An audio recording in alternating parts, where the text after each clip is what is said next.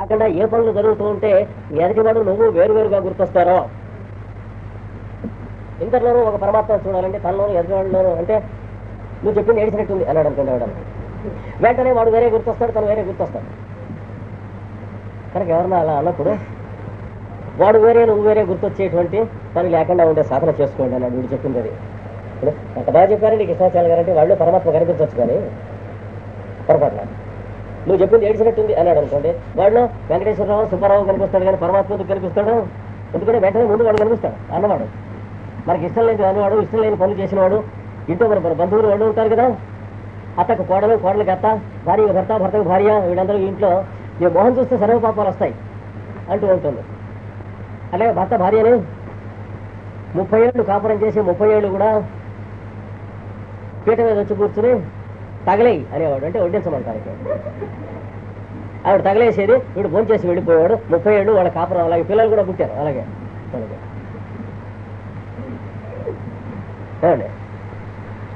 కనుక మీరు చూసుకోండి, ఏ పని చేసినా నడుగుడు మరి గడిసేనాడు శాండిల్యుడు.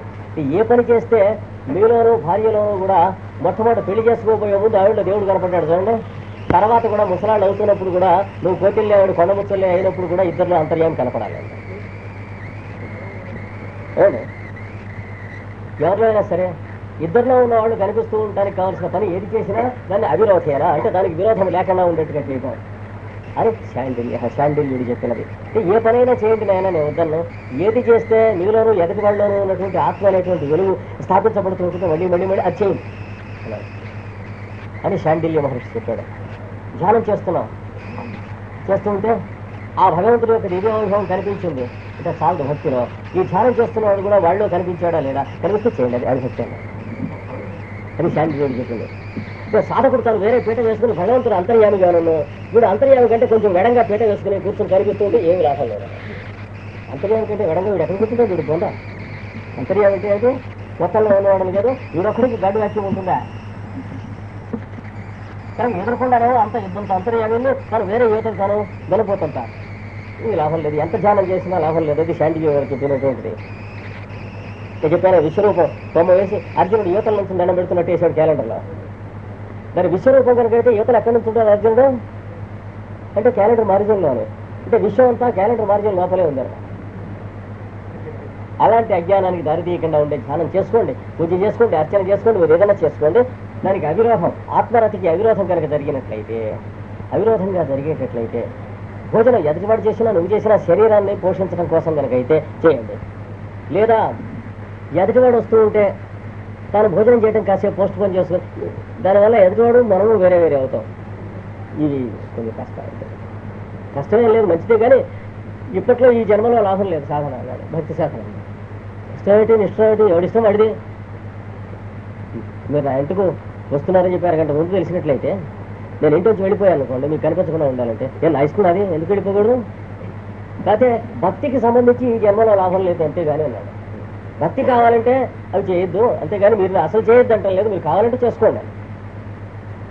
కనుక యోగ సాధనలో భక్తి సాధనలో ఆత్మరతికి అవిరోధ మార్గంలో వెళుతూ ఉన్నట్లయితే, అంటే నేను తాను అనేటువంటి పదం నిరంతరం అనుభవం కలుగుతూ ఉండేటువంటి పరిస్థితి వస్తున్నట్లయితే భార్య కనిపిస్తుంది, అందులో అంతర్యామి తేలిగ్గా కనిపిస్తుంది. భార్య ఇష్టం కదా అదంటే. తర్వాత అలా కూర్చొని భార్యతో మాట్లాడుతుండగా ఆ గుమ్మం మీద తేలు కనిపిస్తుంది, అక్కడ అంతర్యామి కనిపిస్తుంది, దాంట్లో వృశ్చిక రాశి కనిపిస్తుంది.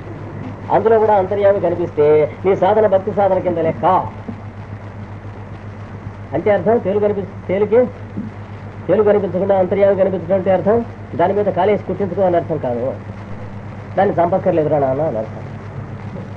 ఎందుకంటే అది నిన్ను చంపడానికి రావట్లేదు, అదేమన్నా మనిషి వెతికి చంపడానికి. మనిషి ఏం చేస్తాడు, తేలుందని తెలిస్తే అక్కడ ఉన్న ఇటుకరాయి తీసేయను సరే కాప ఎత్తేసి దానికి వెతికి చంపుతాడు. తేలు మనిషి కాదు కదా వెతికి చంపడానికి, దానికి ఒత్తిడి తగిలితేనే కుడుతుంది. అందుకని సకల జీవరాశుల ధర్మం తెలుసుకుని నీ భార్య వంక చూస్తూ ఉంటే అంతర్యామి ఎలా అయితే కనిపిస్తున్నాడు, తేలు వంక చూస్తున్నా కూడా అందులో కూడా అంతర్యామి ఉన్నాడు. దానికి భార్య పిల్లలు ఉన్నారు, ఆ పిల్లకాయలు కూడా చదువుకుంటున్నారు, కాలేజీకి వెళ్తున్నారు, వాళ్ళకి ఫీజులు కట్టాలి అని చెప్పి పెట్టి దాన్ని కట్టక్కర్లేదండి. మరి పూలు అంటే పూలు వచ్చేంత చోట్లకి మనబోటు మనగాళ్ళ మహావీరులో వెళ్ళాం కనుక ఏం పర్లే మొట్టమొదట పాటలకు పెట్టిన పూల బొమ్మలను చూసి అభ్యాసం చేయండి. గోడ మీద ఇలా నోరు తెరిచినట్టు కాండ్రు మనకి పూల బొమ్మలు ఉంటాయి, అవి చూసి రాత్రిపూట ముందు ప్రాక్టీస్ చేయండి అన్నాడు, జ్వరం రాకుండా. కానీ ఒక స్థితి భక్తిలో వచ్చినప్పుడు మీరు పులిని చూసినా, సింహాన్ని చూసినా, ఏనుగులు చూసినా అది ఏమి చేసే స్థితిలో ఉండవు. ఎందుకంటే ఆత్మరతి అందు మీరు ఉన్నారు కనుక మీరు ఏ స్థితిలో ఉన్నారో అది కూడా అదే స్థితిలో ఉంటుంది. అరణ్యంలో ఘోరమైన మహాసర్పములతో కూడినటువంటి చెట్ల మధ్యన ఆశ్రమం కట్టుకుని ఉండేవారు పాకలపాటి గురువు గారు. అప్పుడప్పుడు గృహస్థుల అశ్వదాదులను తీసుకెళ్తూ ఉండేవాడు. మీరంతా రండి అని ఒక లారీ పంపించేవాడు. ఆ లారీ మీద జనాలంతా వేసుకుని వెళ్ళిపోయాడు సర్కస్ కంపెనీలో. పెడితే ఎన్ని తేళ్ళు ఎన్ని పావులు అక్కడ, కానీ ఒక్కడికి కనిపించింది ఏనాడే ఎందుకు కనిపిస్తాయి? అక్కడ 2 రోజులు ఉన్న రోజులు ఉన్నాయి, 3 రోజులు ఉన్న రోజులు ఉన్నాయి, 4 రోజులు ఉన్న రోజులు ఉన్నాయి. వీళ్ళు అడిగి చూస్తూ పెడితే అదే కనిపిస్తుంది, పావే తేలే కనిపిస్తుంది. అది వస్తున్నట్టుంది, ఇది కుర్రమవుతుంది. ఎవరికి ఏనాడు కూడా దాదాపు 70-80 మందిని ఒక్కో మాట నేను తీసుకెళ్ళాను ఆయన ఆశ్రమాలకి, ఇంటీరియర్స్ లోపల ఉన్నటువంటి ఆశ్రమాలకి. ఎక్కడ ఎవరికి ఒక పావు కానీ ఒక తేలు కానీ ఆయన చూపిస్తానంటే కనపడాల్సిందే కానీ లేక కనిపించేవి కాదు. అది ఆత్మరత అంటే. ఎందుకని వాటన్నిటిలోనూ ఆయనే ఉంటాడు. పులి కొండ మీద చూపిస్తాడు, అదిగో ఆయన చూడు పులి మేక నీళ్లు తాగుతున్నాయి. ఎలా తాగుతాయంటే జువాలజీ ప్రకారం మనకు కలిపి మనం ఎరుగున్నది యూనివర్సిటీ క్లాసులు తప్ప ఇంకేం అరగం కదా. మన బతుకు ప్రపంచంలోకి వెళితే తెలుస్తుంది. అరణ్యంలోకి వెళ్ళామో తెచ్చామో వినడానా? అడవిలోకి వెళ్ళి తపస్సు చేయడం తర్వాత అసలు అడవిలోకి వెళ్ళామా అని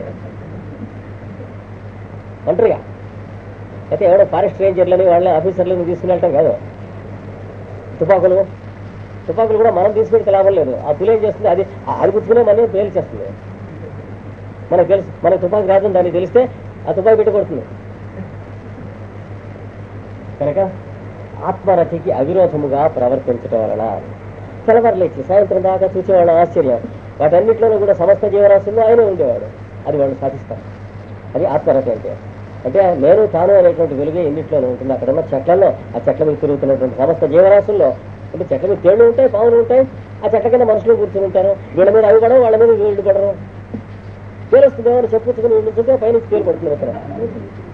ఎందుకంటే 2 జీవరాశుల మధ్యన న్యాచురల్ టెలిపతి ఎప్పుడూ ఉన్నది. వీడికి అదిగో పాము అనేటికి బస్సు అక్కడ లేస్తుంది దూరం నుంచి. పులే అది కూర్చోటికి అది ఇలా చూస్తుంది. వీడు పులైపోతాడు. అది న్యాచురల్ టెలిపతి. వీడికి పాము అనేటువంటి దృష్టితో చూడకుండా ఉంటే దాని ద్వారా తెలిసిపోతుంది. గొంతులోకి రాదు వీడికి. మైండ్లో పాము అంటూ ఉంటాడు, నోరు మాత్రం పా అంటూ ఉంటుంది. అది అక్కడ నిల్చుంటుంది. వీడికి అటు ఇటు తెలుసుకునే వరకు దానికే కష్టం నువ్వే తెలుసుకోవాలంటుంది. వీళ్ళు నేను పావు కనుకైతే కాటేస్తాను, నువ్వు పావును పిలిచావు కనుక, కాదైతే నా దోహం నేను వెళ్ళిపోతాను ఉంటుంది. అంటే చిన్న రహస్యం ఆ మాత్రం పూర్తి. కనుక ఆత్మరతి అవిరోధేన, ఇట్లాంటి మార్గానికి అవిరోధములైన పనులు ఏదైనా చేయటమైనా సరే దాన్ని భక్తి సాధన అని శాండిల్య మహర్షి చెప్పింది ఇదేంటి. వీళ్ళకంటే ఆత్మ కనిపించడం అంటే మనసు బుద్ధి చిత్తం కనిపించి వాళ్ళకి ఇంకోటి కనిపించే ఒకడు కనిపించడం అనేటువంటి గుడ్డి స్థితి నుంచి అందరిలోనూ తానే కనిపించేటువంటి స్థితి వచ్చినప్పుడు ఏం చేస్తే ఏ సాధన చేస్తే వస్తుందో ఆ పని చేస్తూ ఉంటాము. ఏం చేస్తే ఈ దృష్టి చెదిరిపోతుందో అవి చేయకుండా ఉంటారు అని శాండిల్యుడు అన్నారు. అంటే కొందరికి పూజ చేస్తూ ఉంటే వస్తుంది ఈ స్థితి. కొందరికి ఏమిటంటే రోజు పూజ బోరింగ్గా ఉంది మరేమన్నాడు శాండిల్యుడు. మెకానికల్గా పూజ చేయడం ఏడుస్తూ చేయడం ఎందుకన్నాడు ఉసూరుమంట. నువ్వు సరదాగా చేస్తే చేయమన్నారు కానీ పరాశరుడు కొడుకు ఏం చెప్పాడు, పూజాదిశు అనురాగంతో పూజ చేస్తూ చేయమన్నాడు కానీ ఏడుస్తూ ఉసూరుమంటూ నువ్వు ఎవడు చేయమన్నాడు అన్నాడు. దేవుడికి అతను చేసేవాడు లేకనా ఎండబెట్టి దేవుడులే వాడికి నూనె లేదు, నైవేద్యం పెట్టేందుకు ప్రసాదం లేదు, దేవుడు పస్తులు ఉంటున్నాడని చెబుతాడు ఒకడు రాష్ట్రంలో కొడుకు. అలాంటి దేవుడు గడిగడవుడు అంతర్యాలి. ఒక ఎగ్జిక్యూటివ్ ఆఫీసర్ లెక్చర్ ఇచ్చాడు దేవాలయాల గురించి. ఇక్కడ గుళ్ళో ఉన్నటువంటి దేవులకు అన్నాడు అంటే అక్కడి నుంచి వచ్చాడు తెలంగాణ నుంచి. ఇక్కడ ఉన్నటువంటి దేవాలయంలో ఉన్న దేవులకు దీపం పెట్టడానికి నూనె లేదు, దేవుడికి లేదు సార్. వీళ్ళకే దేవుడికి చూడండి, నైవేద్యం పెట్టడానికి ప్రసాదము లేదు, బియ్యము లేదు, పస్తులు ఉండి దేవుడు పస్తులు ఉంటున్నారు. దేవుడా ఈ విధంగా వాడు ఉంటున్నాడని చెబుతాడు. 6 గంటల సేపు ఇచ్చాడు, తుక్కులు ఇచ్చారు. అంచేత ఈ దేవాలయాన్ని మీ ఊరు వాళ్ళంతా పోషించుకుంటున్నాడు. ఎందుకంటే దాని పేరు నాస్తి వీడి తినేస్తున్నాడు. తర్వాత నెలకో పాటు వీడు వస్తాడు, వీడి కోసం వామాచారం చేయడానికి 500 అవుతుంది ఒక రోజు ఉంటే. ఇప్పుడు గుడ్లు కొన్ని. అందుకని అర్చన చేస్తేనే వస్తుందని అనుకోకండి అన్నాడు. ఇది శాండిల్యుడు వాడు కొమ్మ తీసేసాడు. అర్చన చేస్తే రాకపోతే ఏం చేస్తే వస్తుందో చేయండి అన్నాడు. తలకాయ గోడకేసి కొట్టుకుంటూ వస్తుందని కొట్టుకోన్నాడు. ఎందుకు ఎవరి తలకాయ ఉంది అన్నాడు. సంగీతం వింటే వస్తుంది అంటే సంగీతం చేయి, త్యాగరాజు మొదలైనటువంటి వాళ్ళ ప్రకారంగా సంగీత సాధన చేయన్నాడు. ఏదో శిల్పం చేస్తే వస్తుంది చెయ్యి, నీకేం చేస్తే వస్తుందో అది చేయి, ఏం చేస్తే ఆగిపోతుందో దాని జోలికి వెళ్ళకు. ఇది వాడు చెప్పాడు. చెప్పగా తర్వాత 19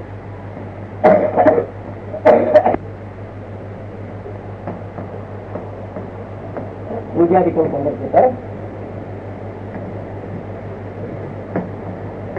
కథాధికారు ఒక ఆయన చెప్పాడు,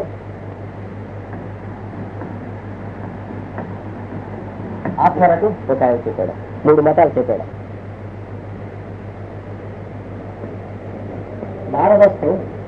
నారదుని మతం ఏమనగా చెబుతున్నాడు.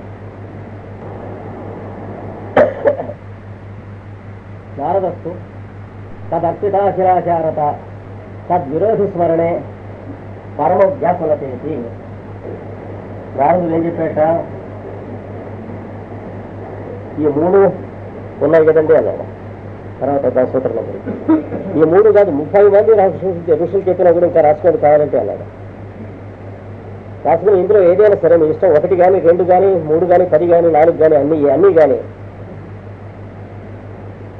ఆచరిస్తూ ఉన్నప్పుడు ఆ ఆచరించింది వాడి యందు సమర్పణ బుద్ధితో ఆచరిస్తే భక్తి సాధన అవుతుంది. మీ ఇష్టం ఏం చేసినా సరే, అన్ని చేసినా సరే, ఒకటి చేసినా సరే అన్నది.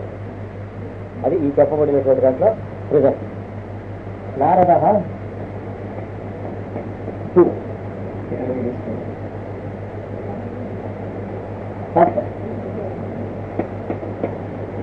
అర్పిత అఖిల ఆచారత. ఇక్కడ కూడా సత్ విరోధి స్మరణే పరమ వ్యాకులత. ఇది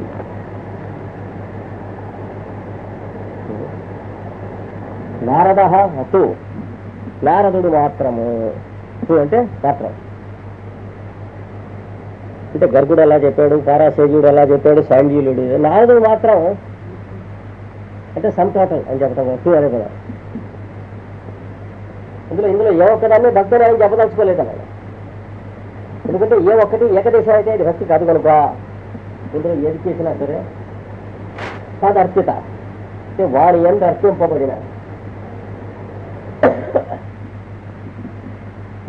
అర్పింపబడిన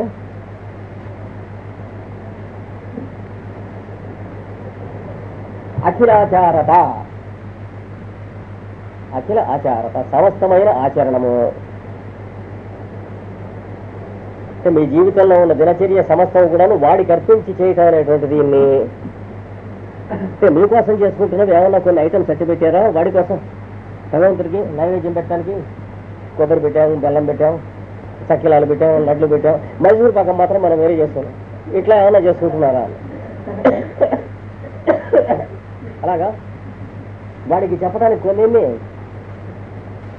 ఎన్ని వాడు బాధపడతాడు, మనం కూడా కొన్ని జాగ్రత్త పడాలి కదా అని ఏమన్నా ఉందా అన్న పెడితే గంట పెట్టేస్తారు. జాగ్రత్త మన జాగ్రత్త మీద మనం ఉండాలి, అక్కడికి వెళ్ళి వాడి జాగ్రత్త మీద వాడు ఉంటాడు. 2 ఉన్నా కూడా మిస్ అయి కొట్టేస్తుండే ఉన్నాయిపోయి అన్నాడు. హాయిగా ఏది భగవంతుడు మన కోసం జాగ్రత్తగా ఉండి మనకి సర్వెంట్ లాగా పనిచేస్తూ అది కూడా వాడి మీద. మనం మన జాగ్రత్త మీద అక్కడికి మనం ఉండి ఈ ఇద్దరు జాగ్రత్తగా ఉన్నా సరే ఇద్దరికి అంతా కూడా తీసుకుంటూ ఉన్నాయండి అన్నాడు. హాయిగా ఇట్లాంటి తప్పుడు వ్యవహారం చేయగలడు.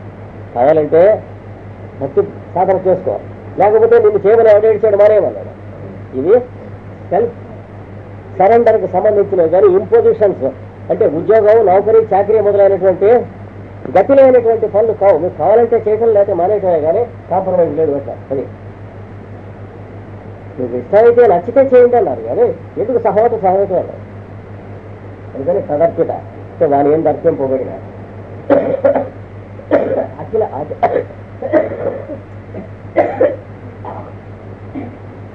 అఖిల ఆచారత అంటే సమస్తము ఆచరణం చేయటం.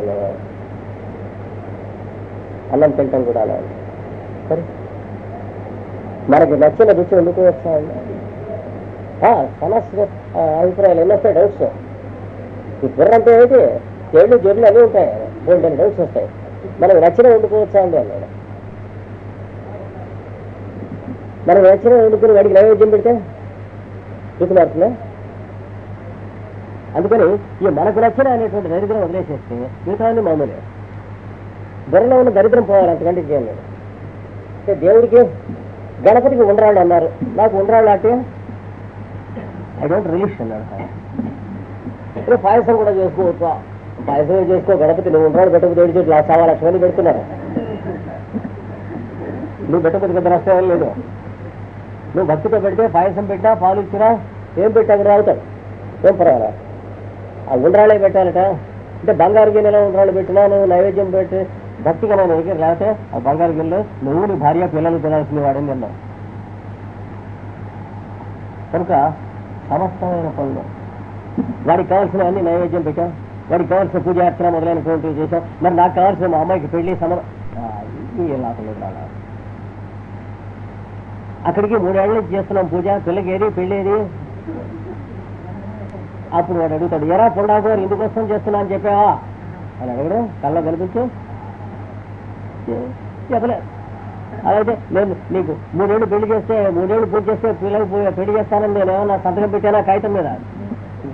అయితే ఎవరికి ఏమన్నాడు నేను పూజ అని అడగడం? వాడు పిలిత కూడా వాడే మనం బాండ్ రాసిస్తాడా? మన సర్వెంటా? ఇన్ని 1000 సంవత్సరాలు తపస్సు చేశాను కనుక వరం ఇవ్వక తప్పేది లేదన్నాడు హిరణ్యకశిపుడు. అప్పుడు ఏమైతే వాడికి పెట్టినకైతే వీడికి పడుతుంది చిన్న పన్నులో. వాడు పెన్నా పెద్దవాడు కనుక వాడికి పెద్ద గట్టి పెట్టింది, వీడు పన్నా చిన్నవాడు కనుక చిన్న పన్న కేవలం పట్టినట్టు పడుతుంది. ఎవరు కాలు వేస్తూ చేస్తారా? అందుకని తదర్పిత అఖిల ఆచారత. అఖిల ఆచారత అంటే సమస్త ఆచరణం. భోజనం చేయటం దగ్గర నుంచి కూడా అంటే మనకు రుచిగా ఉన్నటువంటి మనం భోజనం చేయొచ్చండి. తగలే ప్రశ్న అంటే ఎందుకంటే మనకి ఈ ప్రశ్న రాకుండా భోజనం చేసే చోట్లు చాలా ఉన్నాయి, కానీ భగవంతుడు జ్ఞాపకం వచ్చినప్పుడు ఆ సొల్యూషన్ జ్ఞాపకం రాదు. ఉదాహరణకి కొత్తగా కాపురానికి వచ్చినటువంటి భార్య పురిటికి వెళితే వంట చేసుకుంటూ భర్త ఆ భార్య ఏంటి మనస్సు పెట్టుకుని తింటున్నాడు అనుకోండి, వాడు రుచి కోసం తింటున్నాడా? ఏమండి ఇది ఆవిడికి ఇష్టం అని తింటున్నాడు అనుకోండి, అది తన రుచా ఆవిడ రుచా? ఏ భార్య పాటు చేయడా దేవుడు? నిన్ను దేవుడిని పూజ చేయమని ఎవడేడ్చాడు? భార్య పాటు దేవుడు చేయనటువంటి సన్నాసులందరూ కూడా దేవుడిని పూజ చేయడు. భార్య ఊరికి వెళ్తే బెంగెట్టుకున్న భర్త అన్నం తింటూ ఉంటే ఆ ఆహారం రుచికరమైనటువంటి వస్తువు చేసి పెట్టినా కానీ రుచిగా ఉంటుందా? ఏమండి నాయన బెండకాయ కూర చేశాను నీకు చాలా ఇష్టం తినంటుంది తల్లి ఊసింది అంటే నోరు దిగటం లేదమ్మా, 3 రోజులు అయింది అది ఊరికి వెళ్ళి అంటాడు. ఏది కొత్తగా కాపురానికి వచ్చినటువంటి భార్య ఊరికి వెళ్ళింది. అలా తినాలని బుద్ధి లేదా గడ్డి తిన్నట్టు అడుగుతావు ప్రశ్న. తదర్పిత అంటే ఆవిడకి అర్పించిన అనేటువంటి ఎన్ని మాట చేసావు? అది ఆవిడ కనుక అర్పించావు కనుక వెనక్కి తిరిగి నీకు కొట్టింది. కానీ నేను ఆవిడ పుట్టింటికి వెళ్ళటం, ఆవిడకి 99 జ్వరం రావటం, ప్రాణం గిలగిలగిలాడిపోతుంది. ఆవిడకి నడ్డి పట్టేయటం అయిపోయింది అంటూ ఉంటుంది. వీడికి అయిపోతుంది, పల్స్ లాగేస్తూ ఉంటుంది. ఏం చేత ఆవిడ మీద ప్రేమ కలిగి వీడు ధ్యానం చేస్తూనే ఉన్నాడు. ఇందులో కావాల్సిన పాయింట్ పెట్టాడు, కానీ తదర్పితం జరగలేదు. ఆవిడని తనకు అర్పించుకున్నాడు దౌర్భాగ్యం. అంతేనా ఓ ఓ ఓ అంటూ ఉంటుంది వాడు అంటూ ఉంటుంది. ఎక్కడో పెళ్ళి ఎక్కడో తెలియదు ఓ ఓ అంటూ ఉంటుంది. డాక్టర్ దగ్గర తీసుకుంటే వాడు ఎక్కడో తెలియదు, డాక్టర్ తెలియదు. అందుకని అద్భుతాఖిలాచారత అన్నదానికి చక్కగా అర్థం చేసుకోవాలి జీవితంలో. కురవాడికి ఆ గణపతి ఇచ్చాడు, సంతోషం, మంచి మాట అలా. లేదా ఆ గోపాలమే ఇచ్చాడు, గోపాల మంత్రం చేయించాడు. వాడు వీడు 8 ఏళ్ళు గోపాలం చేస్తే వీడికి 1000 పుట్టాడు.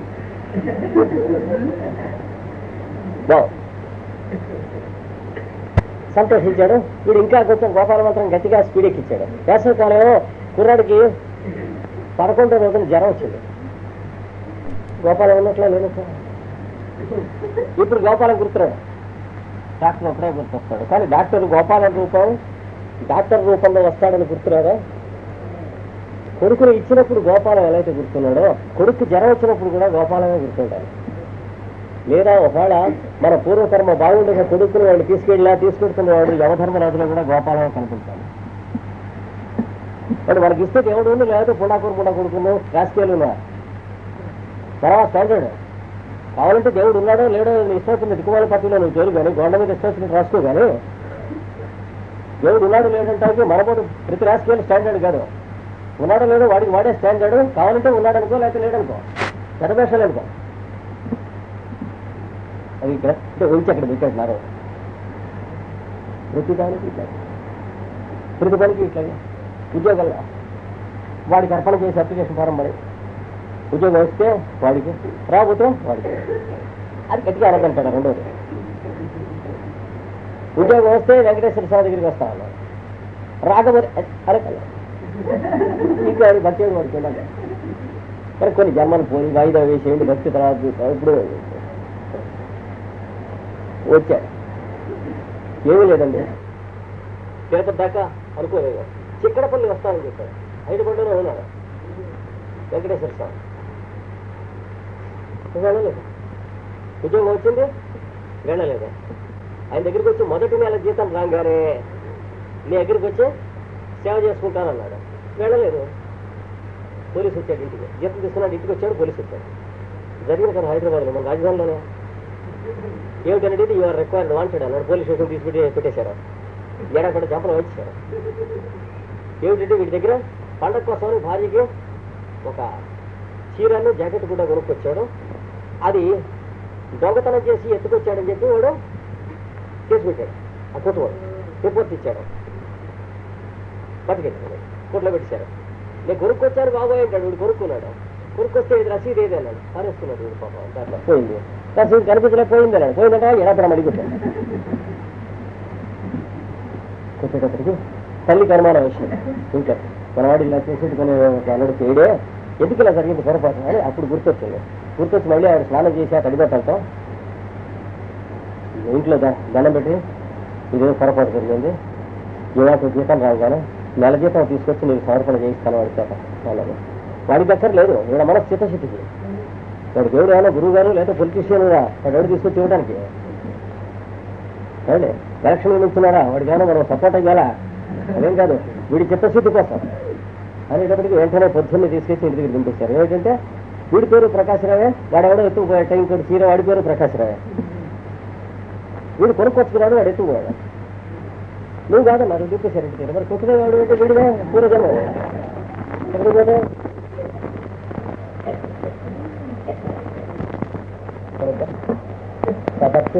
అఖిలాచారత. వాడి ఖర్చు అలాంటి తంతున్నప్పుడు కూడా వెంకటేశ్వర స్వామి తంతున్నాడని గుర్తుంటే భక్తి. లేకపోతే ఉద్యోగం వచ్చినప్పుడు వెంకటేశ్వర స్వామిని తంతున్నప్పుడు వాడెక్కడున్నాడు అని అనుకుంటే భక్తి ఏమిటి మొహం. అఖిలాచారత అంటే అఖిలము ఆచరించుట, భక్తి లక్షణము. అది సమర్పణ బుద్ధితో భోజనం చేస్తున్నా కూడా ఉయ్యాల్లో కుర్రాడు ఏడుస్తూ ఉంటే తల్లి భోజనం చేస్తూ ఉంటుంది.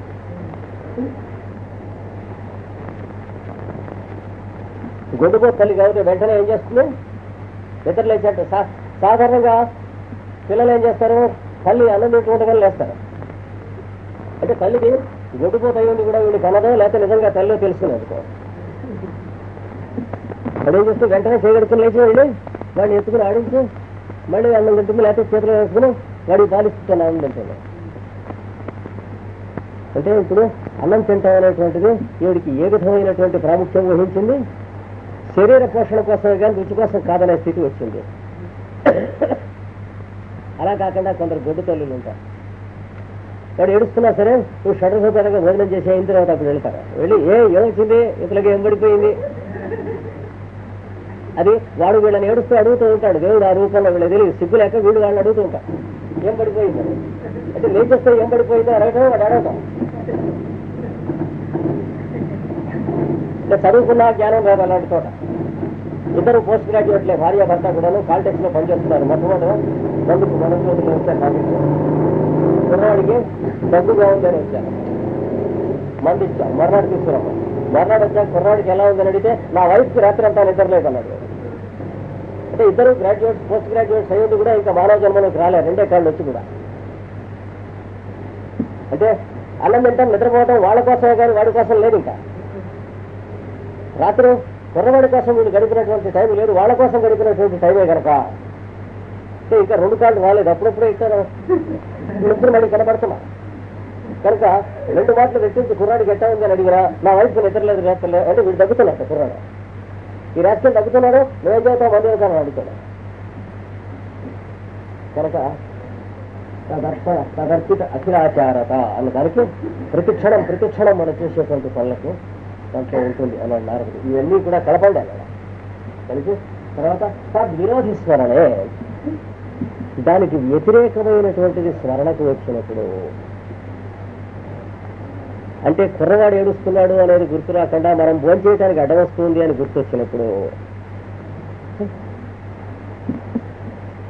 పరమ వ్యాకులత, ప్రాణం గిలగిల్లాడిపోవాలి. ఏమిటో ఇట్లాంటి దిక్కు వల్ల అభిప్రాయాల్సింది ఎవరైనా సజెస్ట్ చేసినా కూడా ఏమిటి వాడు అలాగే ఏడుస్తుంటాడు తిను అంటుంది పక్క భావడే. వాడికి కావాల్సిన పాలు అవి పట్టావు కదా అంతకంటే ఏం కావాలి కదా అని కొడుకుని ఏడం తిని ఏం పర్లేదు నేను ఉన్నా కదా అనుకోండి. ఇది ఉంటుంది రాజమ్మ, దానికంటే గుండు మోపుతుంది. ఇది ఉంటానంటే దీని మొహం అది ఇదేం చేస్తుంది అవును నిజమే అని తన రైట్స్ ఎస్టాబ్లిష్ చేసుకుంటుంది. మనం అన్నం తింటున్నప్పుడు వాడు ఏడవ కాబట్టి మనకు మాత్రం భోజనం చేసే హక్కులు లేవా అంటే బాధ్యతల రెండు కాళ్ల సామ్రాజ్యం నుంచి హక్కుల నాలుగు కాళ్ల సామ్రాజ్యం గిట్టలు కొమ్ములు ఉన్న సామ్రాజ్యంలోకి అడుగు పెడుతున్నారు చూసారా. కనుక తద్విరోధి స్మరణ అలాంటివి ఏమైనా వస్తే దాని వ్యతిరేకమైనటువంటి స్మరణ ఏదన్నా ఎవరు తీసుకొచ్చినా అక్కడ వచ్చిన పరిస్థితుల్లో వచ్చినా గిలగిలగిలాడిపోవాలి మనస్సు. ఏమిటి మళ్ళీ వెంటనే దాంట్లోకి వెళ్ళాలి మనస్సు. కుర్రవాడు నీ ఇంటి దగ్గర పడుకోబెట్టి సినిమాకి వచ్చింది ఆవిడ, భర్త కనుక ఎక్కించుకుని వచ్చాడు స్కూటర్లో సుధాన్ గారు ఎక్కించుకొని వస్తే సినిమాకి సినిమా అయిన తర్వాత సర్కస్కు పోదాం అంటే వాడు జంతువే సర్కస్లో ఇది జంతువే ఇంకా మానవ జన్మ ఎత్తలేదు అంటే ఇంటి దగ్గర కుర్రాడు పడుకోబెట్టి వచ్చాం అనేది ఇలాగా ఈ ఒక్కరోజే కదా ఈ రోజు వాడు కుర్రాడి దగ్గర ఉంటాను లేదా ఏం పర్లేదా సర్కస్కి వెళ్ళాడు. అయిన తర్వాత అక్కడ ఐస్ క్రీమ్ కొనుక్కుని అలా పందులు తిన్నట్టుగా తింటూ మెల్లిగా నడిపిస్తున్నారు. గుర్తు లేదా కుర్రవాడికి పాలు ఇవ్వలేదు, మనం ఇచ్చే పాలు కదా కాదు కదా మనకన్నా పాలపీకి ఎక్కువ మాతృత్వం ఉంది అని ధైర్యం ఆడుకుంది. అంచేత ఎవరు వాళ్ళ పాలు పెట్టేస్తారు అది తాగేలా పడి ఏడుస్తూ.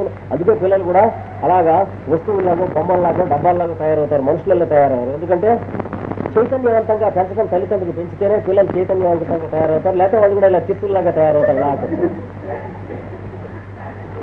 యూరోప్ లో చాలా మంది పిల్లలు తిత్తుల్లాగా డబ్బాల్లాగా ఉంటారు, ఎందుకంటే తల్లిదండ్రులు పెంచారు. భారతదేశంలో కూడా వెస్టర్నైజ్డ్ ఫ్యామిలీస్ లో అలాగే ఉంటారు, తీర్చం ఉన్న గ్రూపులలో ఉంటారు. అంటే తల్లికి బిడ్డకి మధ్యలో ఉన్నటువంటి వారంతో అనేది ఎవల్యూషన్ లో వరకు కనుక విరోధిస్తారనే అలాంటిది